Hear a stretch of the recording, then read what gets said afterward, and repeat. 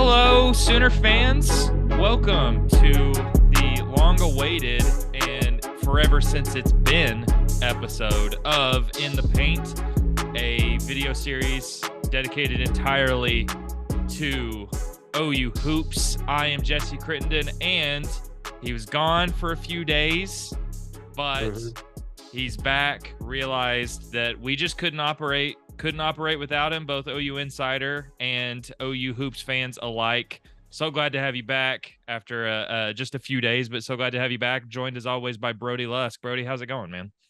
Hey, it's great to be back. Glad to be talking about OU hoops. I think the last time we did this was after they got snubbed from the NCAA tournament. Yep. And I kind of feel like we're back to where we were last December. I Yeah. remember before the North Carolina game talking about ranked number 9 in the country. Now Oklahoma is ranked number 13. But yeah, it's good to be back talking about Oklahoma basketball, and it's always good when it's a good team. At least right now, we've got something good to talk about. We do, and there's a lot of buzz with this program right now. Top 15 in the country as of Monday. They're 9-0. They've got they won the battle for Atlantis a couple of weeks ago. That was a huge tournament win. I think unexpected Yeah, tournament win. A lot of buzz around this program right now. But Brody, as you kind of alluded to, we've been in this position before. This OU program has been in this position before. And I think we're gonna talk about that here in a little bit. But first off, because like you mentioned, I mean, we haven't done one of these since what was that, March? yeah, Since we did one of these, and obviously we've had the entire off season, and we're now a few weeks into the season. So as they sit at 9-0 with what they've put out so far, just in a general sense, what stands out to you about the way this team has played so far? yeah. First off, Jeremiah Fears has looked as advertised. I had always been operating under the assumption that he was going to be a high draft pick, but I didn't really expect, ESPN to list him as number 16 right now in the mock in December. Um, and so he's taking off on that front, but he's played really well for Oklahoma. And, there's been some freshman moments. You look back to Battle for Atlantis, he had 8 turnovers against Providence, but his scoring has been consistent, and I think he's added a lot of value to the table. I think this team is just starting to mesh pretty well. I mean, the first 4 games, they were still trying to figure stuff out. Obviously, you start Jadon Jones all offseason. He gets banged up before the first game, so you start Bryson Goodine, and then he gets banged up. And so it's kind of felt like they were mixing with the rotation, and then they kind of figured it out. But, Jesse, the number one thing that stood out to me has been Luke Northweather. I I did not anticipate what we've seen from him. Like, if you would have asked me going into the season, I would have told you I didn't expect Northweather to have a big impact at all. But especially that battle for Atlantis, he's really impressed me. No, that's a really good point. And although I hadn't even thought about the fact that we might talk about Luke Northweather just because there's so much to talk about with this team. But you're Yeah. right, man. And I think especially that battle for Atlantis, I don't think OU wins that without his shooting, Yeah. especially. And then you look at his stats. I mean, he kind of started the first 4 or 5 games of the year, not really a super big part of the rotation. But you look Yeah. at him now. I mean, he's shooting 44% from 3 on the year. He's 7 of 16, and I think that's included. I think he missed his first 4 attempts, first 4 or 5 of the year. So he's kind of been shooting pretty high. And I got to tell you, I think his performance in the way he's played the last few games has kind of stood out to me, that in the scope of not only does this team kind of have an identity, but I think there is some versatility to this team and the different looks they can throw that they haven't had under Porter Moser. Yeah, especially with Norweather right now. Over the past 5 games, he has actually outplayed Sam Godwin and Mo Wagee at the center position. He's played 39% of the minutes. Godwin has played 38. Mo Wagee's played 14, and Jalon Moore's played 8 at center. So look, that gives you a ton of versatility. We saw against Alcorn State on Saturday, they had him out there with Mo Wagee. And that kind of brings me to another point. I think this team has more depth than we've seen in the past. I mean, last year, Porter Moser couldn't, after 4 minutes of ugly basketball against a bad team, go and do a line change and bring in 5 new guys. He just couldn't do that last year, and we've seen him do that so far. And so I definitely think, as you mentioned, with the versatility, you get that with Norweather because he just gives you something different. You get a big who can shoot. Godwin doesn't really bring that to the table. Moegi doesn't really bring that to the table, but just the options they have down low with those three and with Jalon Moore playing the five a little bit, I definitely think that will bode well for this team. And I can't remember, like, Porter Moser hasn't had options like this in the past. Last year it was just Godwin and Norweather for the most part of the season after Hughley went down. Yeah, no, and you mentioned not only that versatility, but the fact that Jadon Jones, I mean, he hasn't played yet this Yeah, year, and I mean, he's a guy that was either, I mean, it was either going to be a starter or at least a big part of the rotation, and probably their best shooter, if not one yeah, of. He hasn't even played this year, and you mentioned it with some of the lineup things they can do. I mean, you even look at, yeah, it's Alcorn State. That's a game that they should win handedly and did. But you look at even someone like Dayton Forsyth that has shown some stuff early, hit 4 threes yeah. in that game. And hey, we've seen true freshmen come into this program and not do anything. And he's already shown some shooting, he's shown some playmaking, and that's stuff we haven't seen the last couple of years. Yeah. Yeah. The thing is, to me, I just think they kind of have all the pieces to, I don't expect them to stay at the number 13 team in the country, but they do, to me, have the pieces to make the NCAA tournament. And I think, just looking at their starting five, and going back to the battle for Atlantis, Jeremiah Fears, he was posting 20, 22, 16 points every single game, right? That you're getting that from him. But you have Jalon Moore who can go for 20. You had Kobe Elvis who against Providence scored like, I want to say 26 or 24, 24. 26. Yeah. Yeah, he scored 24 against Providence, I believe 26 against Stetson the game Mm-hmm. before. Yeah. So to me, it's like, okay, you have more guys that can score. I mean, last year it kind of seemed like who's the guy that's going to go get them a bucket? Maybe it's JV McCollum, but even him, you saw him have moments where he wasn't scoring much. And so to see them have different guys who can step up and score on any given night, you mentioned Dayton Forsyth getting you 14 points, and he had a lot of nice passes in that game against Alcorn State. So I think there's more. I think there's more scoring this year than there was in years past. We would be bearing, we've touched on it, but we would be bearing the lead in terms of talking about this team if we don't talk a little bit about Jeremiah Fears, Yeah. because that's to me, that's the key. And not only how this team has played this year, but in terms of if you're looking for how this team could be different than the last 3 years Mm-hmm. under Porter Moser. And look, there's been, look, you had Grant Sherfield, right? You had JV and McCollum. Yeah. You've got, guards that I think you're hoping can be that centerpiece on offense that down the stretch kind of faded. You look at Jeremiah Fears and how young he is, especially, man, and the start he has to the season. I mean, he's averaging 17 a game, shooting 47% from the field. You've seen, his ability to get to the rim. You've seen some outside shooting, his ability to create for others. But on top of that, man, I mean, he leads the team in assists. 4 rebounds a game, and I think there's 2 things that stand out to me about him. Brody, I don't know what you think, but there's 2. One, it's just his size and his length. He's just bigger than Sherfield and JV McCollum were, and it's pretty noticeable how much bigger he is. That helps him just get to the rim more than those other 2 guys could. He's already getting to the rim way more. And the other thing that stood out to me is, because you mentioned those freshman mistakes, I love that Porter is playing him through those freshman mistakes, because we've seen those high turnover games. You mentioned the 8 turnover game at the Battle for Atlantis. That's not the only one. Yet we've also seen him get in foul trouble, but Porter Moser is sticking with him. I think kind of recognizing that as good as some of these other pieces are, it's really Jeremiah Fears. If this team wants to get to where they go, it's going to be behind Jeremiah Fears, right? Yeah, yeah, and I think he recognizes that Jeremiah Fears is their best, asset offensively.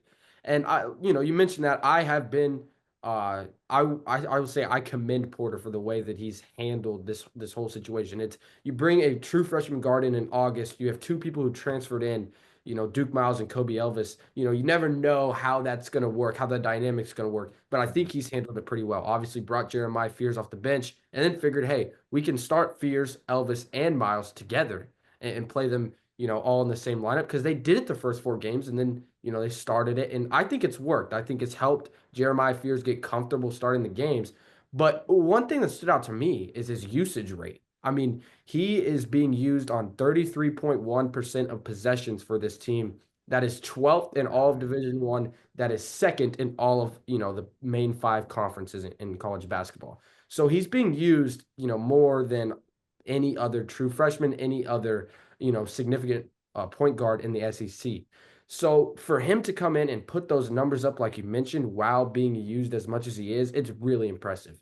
It is. And you talked about his ability to get to the rim. One of the things that goes with that for me, he's just able to draw fouls. It seems like whenever, his shot may not be falling, he's still scoring like 14, 16, 18 points in a game because he's able to get to the line and get 8 free throws and really get himself going by getting to the free throw line. So I've been really impressed. I think he's passed really well too. It seems like, he's just able to create for them, and he's also able to create for himself. And I still think he can shoot the ball better from three. I still do. To me, he's just different than anything they have had ever since Trae Young. Honestly, that's how I feel about it. No, a really good point about free throws too. I mean, he leads the team in free throw makes and attempts. He's shooting 87% from the free throw line. And I think when you just watch the games, it's just, oh, this is a taller, lengthier guard that can just create more than I mean, McCollum and Sherfield were really undersized guards. Jeremiah Fears is not an undersized guard. He's pretty big for a point guard. And I think when you talked to coaches and players before the season and the amount of praise they would leap on Jeremiah Fears, I think that was one indication that, okay, maybe this kid is different, but you still have to wonder, like, this is a 17-year-old coming into a program with a lot of veterans. Is he going to be able to kind of assert himself that quickly? And I think you see the rest of the guys kind of fall in line behind him. And I think this is the other part I wanted to ask you about, Brody, is, I mean, he's second on the team in scoring. He's become the lead ball handler, but when you look at that duo of both he and Jalon Moore, who I think in a lot of ways has kind of been what this team has needed. I mean, he's leading the team in scoring with 18. He leads the team in rebounds with 6, shooting 52% from the floor, shooting 39% from 3. It's kind of interesting because he doesn't really have that number one scorer kind of archetype to him. That's not the way he plays, but there's been a few games this year already where you can kind of see it's Jalon Moore and Jeremiah Fears with everybody else kind of supporting them. What has stood out to you about Jalon Moore's season so far and kind of the way he and Jeremiah have kind of played off each other? Yeah, I think Jalon Moore's played better than I thought he would. Everyone expected him to be that breakout player heading into the year. But personally, I was a little hesitant. I was like, maybe, we'll get 13, 12 points from him this season, and he could still perform well because he does a lot of little things that are impressive as, just his shot blocking ability, his athleticism. But I mean, some of these games he's had they've been impressive, and he's been more consistent than I thought he would as far as scoring. Because as you mentioned, he doesn't seem like that alpha scorer who it's like, when we need a bucket late in the shot clock, we're gonna go to Jalon Moore, because he's just not like they're not gonna go to him on an ISO. You're gonna drop a set for him or something like that. But he's stepped up big. That Louisville game he had was impressive, and it's this is a comparison that I've always thought with Jalon Moore, and I'm sure most people watching this are Thunder fans, so it's going to upset them a little bit. But he's got a little bit of PJ Washington. I mean, when you think about when PJ Washington was torching the Thunder, he's hitting those corner threes and everything, using his athleticism. That's what I've seen from Jalon Moore. You mentioned 39% shooting from 3. He's been able to shoot the ball very well. It's been a higher volume than last year. And so I've been impressed with him. But I think him and Jeremiah Fears have gone together and played that's what you had to expect from them going into this year. You really need two scorers who can play off of each other and play very well together. That's what Oklahoma's got with Jalon Moore and Jeremiah Fears, and that's why I think that this team is set up for success in the future.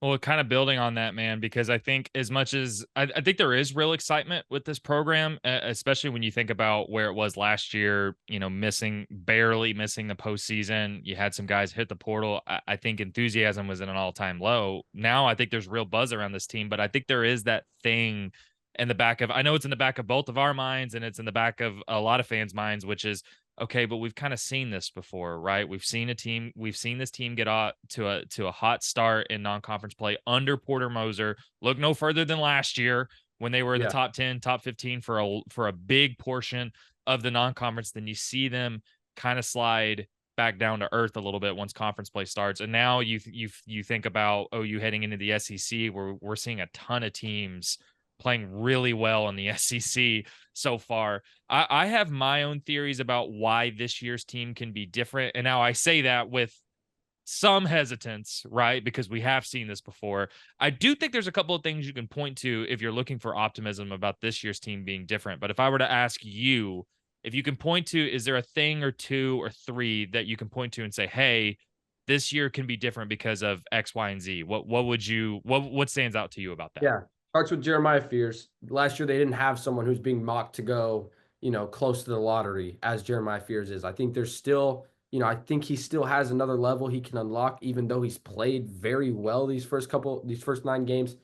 Um, but to me, I just feel like one, this team has more depth. They've already dealt with injuries. Last year, they didn't really deal with injuries until late in the season. They've dealt with being without Jalon Jones. They've dealt with being without Jeff Wonkwo, and it still feels like, there's a lot more depth here. And third, I think their big situation is better than I thought it would be going into the year, and that's because of Luke Norweather. Look, Sam Godwin, he has not played as well as he can play. I think everyone would agree with that statement. Yes, Sam Godwin has limitations. Like that is a fact, but Sam Godwin can still do a lot of nice things, and I still think he's a valuable big for this team.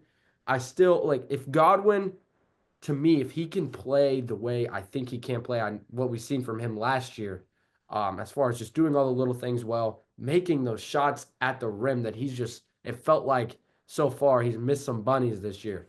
If he can do that, then I think that's another player who hasn't played as well as he could have that could provide value for them. But to me, I just look at Jeremiah Fears, I look at the depth, I look at the big situation, and I look at the three-point shooting. It wasn't that good last year. It's looked much better this year.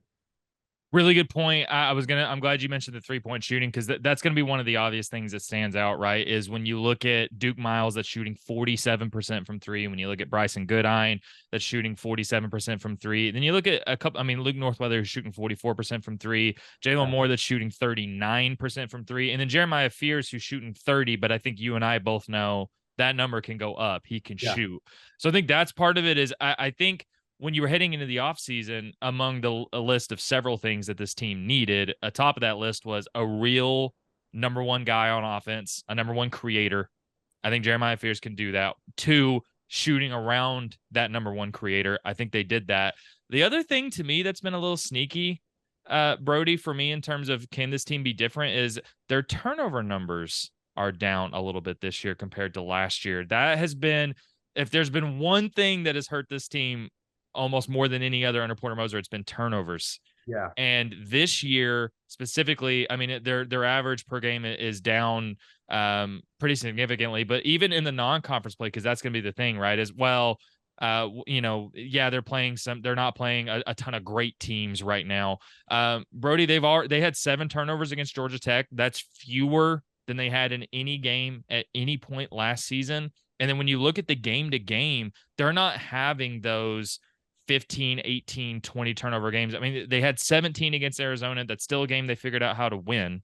Yeah. That's one. But two, you look at some of these other games, it's 12 turnovers, 11, 10, 13, 10, 12. They're doing a really good job, and that's with putting a lot of ball handling in a true freshman guard that just turned 18, and yet they're keeping turnovers down. They're forcing more turnovers, and to me, that's a recipe to me. Is I was a little bit worried, well, if you put the ball in the hands of Jeremiah Fears, are you going to start getting 15, 18, 20 turnovers a game, even in non-conference? That isn't happening right now. And if they can keep those numbers down, that bodes really well for the other improvements that this team has made. It does. And you mentioned that they're forcing turnovers as well. They're 21st in the country when it comes to forcing turnovers. So not turning the ball over and forcing turnovers is obviously a recipe for success, but it's something that we haven't seen this team do in past seasons. But, I think even the game with Jeremiah Fears had 8 turnovers. They still only turned it over 13 times. Mhm. which, that just shows that even when your true freshman PG, who's, it's going to happen. He's going to have turnover games. Porter's mentioned that you just have to live with that. They lived with it, and they still only 5 other turnovers outside of him.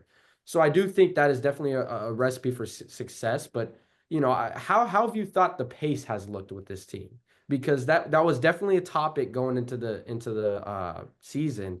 And you have a true freshman point guard who likes to push it. What have you seen from them, in that aspect? That's a really good question because I think that was something they talked about last year too, right? Yeah, Which like we got to get the pace up. The pace is too slow. When you look at historically how Porter Moser's teams have played, they're almost always at the bottom in yeah, terms of pace per play. I think they've done a lot better this year. Not only just playing a little bit faster, but I think they've done a better job of capitalizing on turnovers and being selective about when they really push. I mean, they're averaging almost 21 points off of turnovers. You see the fast breaks happen just a lot more, and I think it's Jeremiah. It's not only Jeremiah Fears pushing the pace more, but you see other guys like Duke Miles and Kobe Elvis who are yeah. also able to be opportunistic. And then Jalon Moore is maybe as dangerous as anybody on this team, and he might be at his best in transition when the pace is pushed and he can get to the rim. So I don't know. I don't know exactly what the possessions per game number is off the top of my head. That might be something you know. But I can just tell when you're watching. I mean, scoring as a whole. I mean, they're averaging 82 points a game. You like that number, but I think they've not only just played faster, but I think they've been better at capitalizing off turnovers in transition. Yeah, yeah, they're 203rd and adjusted in tempo, but I don't think that number really shows it well because it feels like you mentioned, they're being selective with it.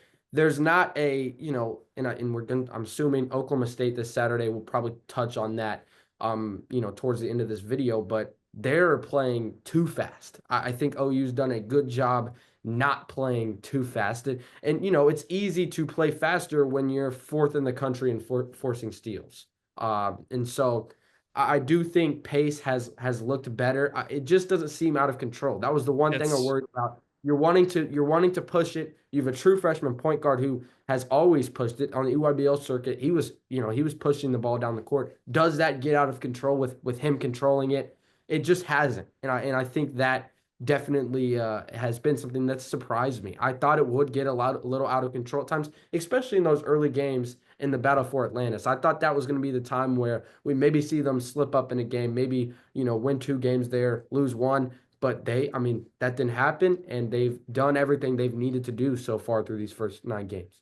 that's a good way to put it because it's easy to just say, "Oh, well, we need to play faster," but it's like, well, it's one thing to say it, but it's another thing to actually execute it and execute it well. And then the third thing is there's no reason to do something just to do it. You have to see there has to be a thought process behind it. And I think more than anything, it's more important to capitalize on opportunities to push instead of forcing something when it isn't there. And I do think this team has done better about that. You mentioned that Oklahoma State game, Brody. I do think it's not only just Bedlam, which is fun, especially because OU's not in the Big 12, but I do think this game is actually going to be a pretty interesting measuring stick for this Yeah. program. I mean, for one, they're playing at the Paycom Center in Mhm. Oklahoma City. So it's a neutral site game. And Oklahoma State hasn't really played anybody yet to this point. Yeah. But I will say, I mean, I think are they 6-3 coming into this game? 2 losses, 6-2. Yeah. 6-2. They're 6-2 coming into this game. I do think they've actually had some good moments. And when you think about, I mean, if Oklahoma was low last year, Oklahoma State was even lower. Yep. And I do think Oklahoma State has shown enough to where I think we're going to learn some. I think we're going to learn even more about this team because I actually think this is an interesting matchup. But what do you see not only in terms of this matchup, but what are you going to be looking for at Oklahoma? I think it might also be something to do with being ranked 13th in the country that just kind of makes you feel like this could be a game where you slip up. Because on paper, this is one that Oklahoma should win. But, to me, I think I do agree. I think this will be an interesting matchup. I think if Oklahoma, I could see them losing this game, honestly, even though Oklahoma State's had, lost to Nevada and a loss to Florida Atlantic. To me, I'm very interested to see how they, one, handle the pace of play because Steve Lutz likes to play incredibly fast, and two, how they handle the pressure that those guards, Devo Davis, Arturo Dean, that Oklahoma State has. They're going to put pressure on Jeremiah Fears. They're going to put pressure on Elvis, Miles. How much does Dayton Forsyth play after that Alcorn State game, and how does he handle the pressure? So I do think there are things that, not only just can they win the game, but there's also how do they handle the pressure? How do they go about breaking this full court press that Oklahoma State's going to throw at them? So I think this will be an interesting game. And I think the Michigan game, just because they have 2 7-footers in their starting lineup, will also be an interesting game. So I think we'll be able to learn a lot about this team in these next 2 games, even though I do think we already learned quite a bit, from the battle for Atlantis. But yeah, I think Oklahoma State will be an interesting game. They have an interesting team. Even though they have 2 bad losses, like you mentioned, they've still had some good moments. We'll have everybody covered both here on this YouTube channel and over at ouinsider.com from that game. It's Saturday at 7:00. And then you mentioned that Michigan game coming up next week. There's really only a handful of games left before we actually see this team in the SEC. And that's, I mean, I think, like you said, we're going to learn a lot about this team over the next couple of games. But the real question is, are we going to see this team slip up like we have seen the last few years when it comes to conference play, or is this year going to be different? And really, we're going to have that answer within the next couple of weeks. No better time, no better place to catch up and to be caught up and to be in the know about everything with OU hoops. Make sure to head over to ouinsider.com, where you'll get not only all kinds of content about basketball, but it's transfer portal season in football, all kinds of things happening really over the next several weeks with not only the transfer portal, but we've got the bowl game here on December 27th. We'll keep you apprised on all things related to that. Make sure to like and subscribe here at this OU Insider YouTube channel. Thank you guys for tuning in to this installment of In the Paint. We will now be bringing this back regularly moving forward with us in the heat of basketball season. Make sure to not miss a single episode. We appreciate you guys as always. We'll be back next week for another installment of In the Paint. Take good care.